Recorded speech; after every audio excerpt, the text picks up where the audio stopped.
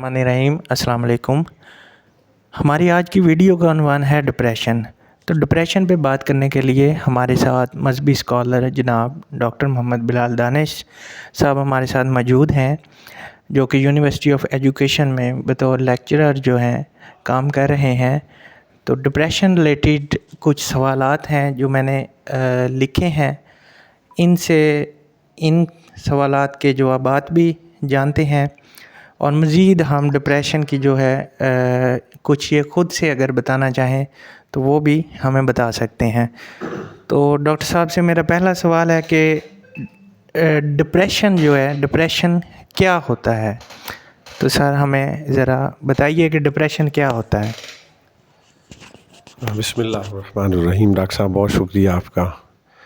Doctor साहब, depression बुनियादी तौर पर तो अब उसे एक बीमारी करार दे दिया गया है मेडिकल की जानिब से, और ये दिमाग के दरअसल एक किस्म के सुकड़ने का नाम है, सोचों के जो है मुंजमद होने का नाम है, और सोचों की उन सोचों के बढ़ जाने का नाम है जो मायूसी पर मबनी हों। तो ये एक किस्म की ज़हनी बीमारी है, लेकिन शरीयत की इस्तिलाह में ऐसी बीमारियां उनको रूह की बीमारियां करार दिया जाता है। चूँकि शरीय कंसेप्ट ये है कि जो रूह है, इंसान की सोल है, वो उसी के सारी गवर्नमेंट है इंसान की बॉडी पे।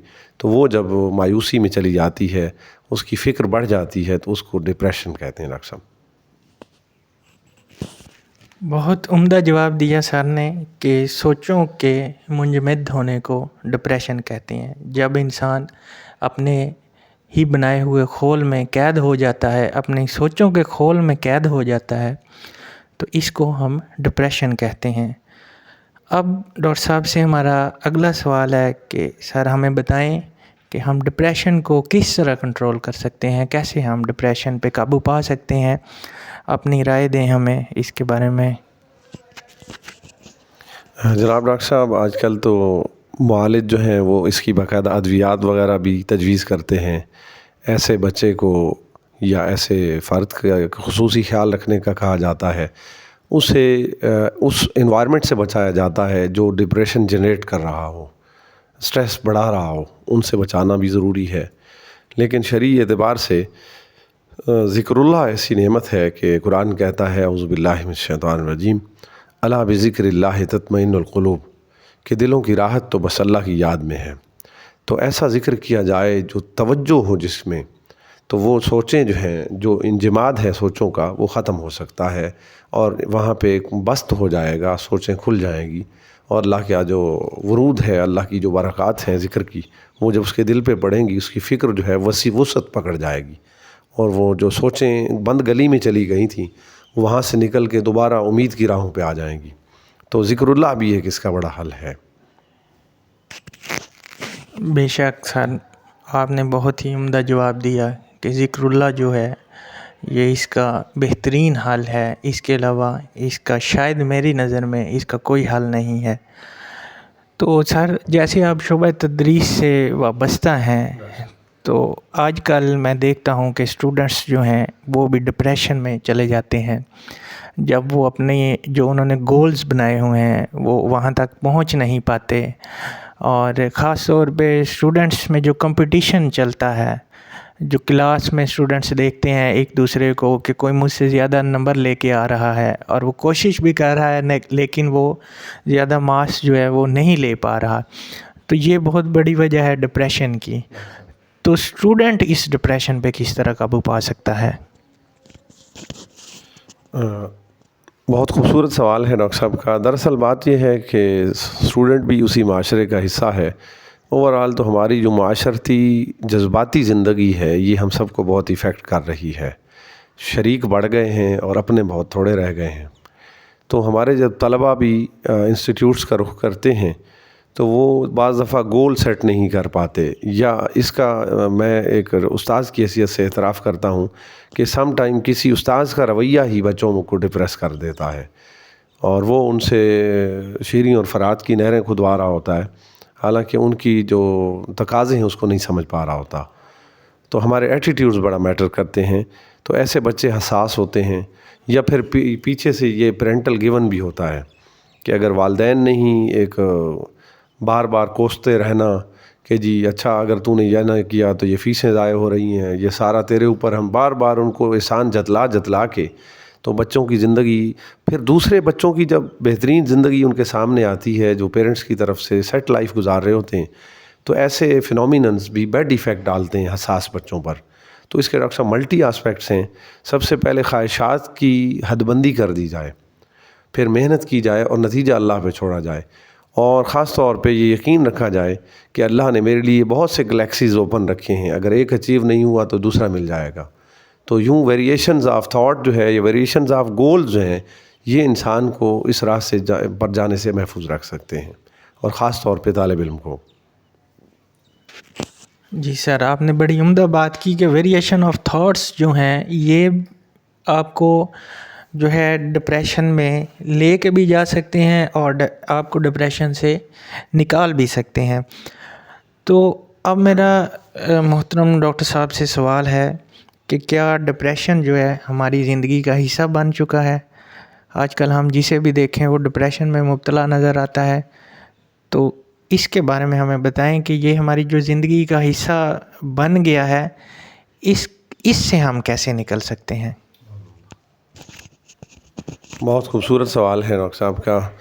واقعتاً جو حالات ہیں وہ اسی طرف ہی جا رہے ہیں۔ انسان کی، ایک معاشرے کی جو بنیادی ضروریات ہیں، جب وہ پوری نہیں ہو رہی ہوتی تو معاشرہ بے آرامی کا شکار ہو جاتا ہے، فرد سے لے کر پورا معاشرہ ہی بے آرامی کا۔ تو ڈاکٹر صاحب نے صحیح فرمایا کہ کسی کی زندگی میں بھی وہ کامل سکون، وہ ٹھہراؤ، وہ راحت نہیں ہے جو ایک ہونی چاہیے یا ماضی میں دیکھی جاتی رہی ہے۔ بنیادی وجہ وہی ہے کہ سنسیریٹی کا جو ہے بہت لیک ہے سوسائٹی میں۔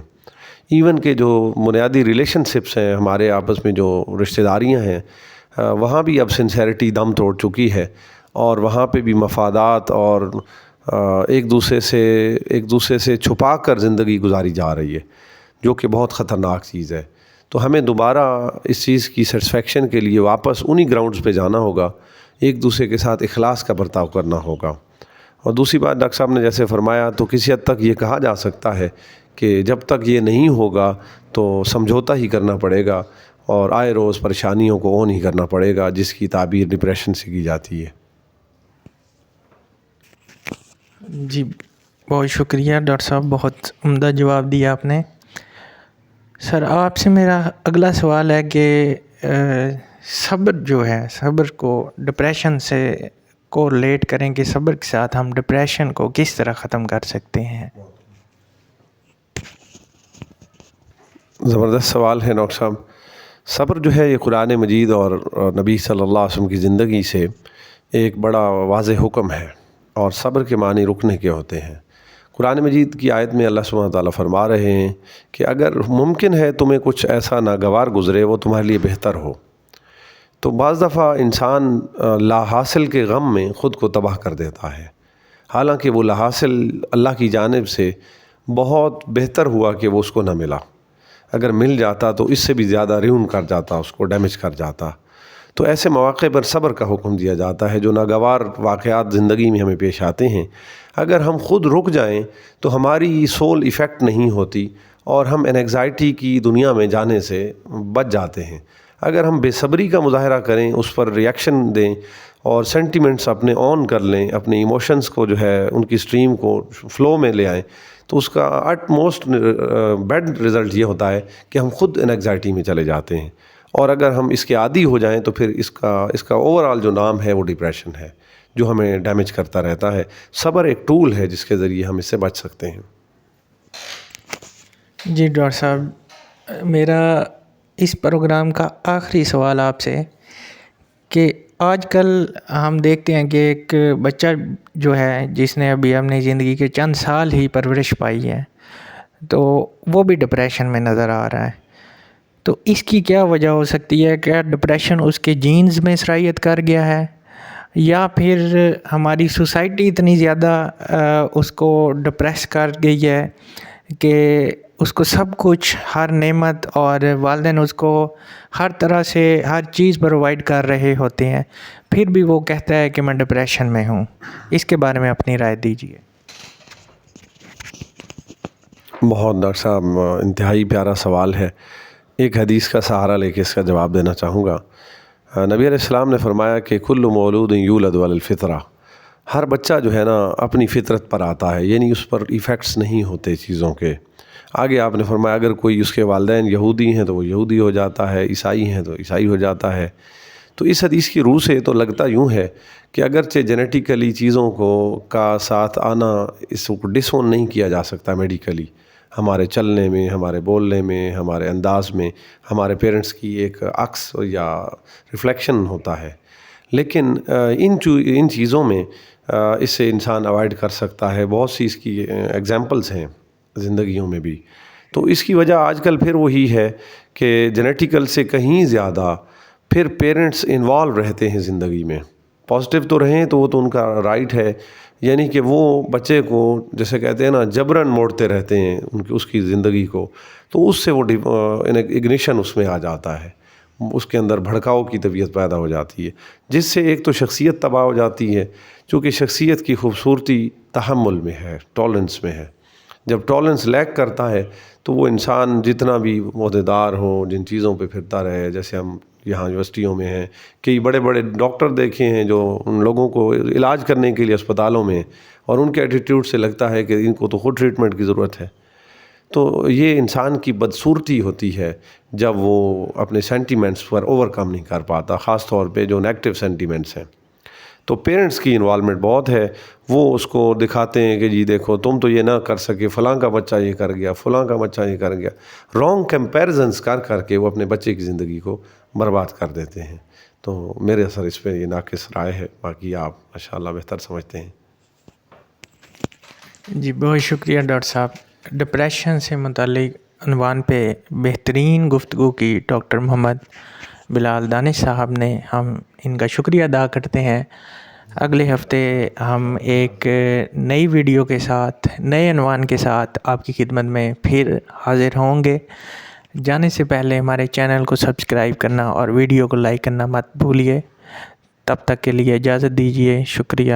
اللہ حافظ. بہت شکریہ.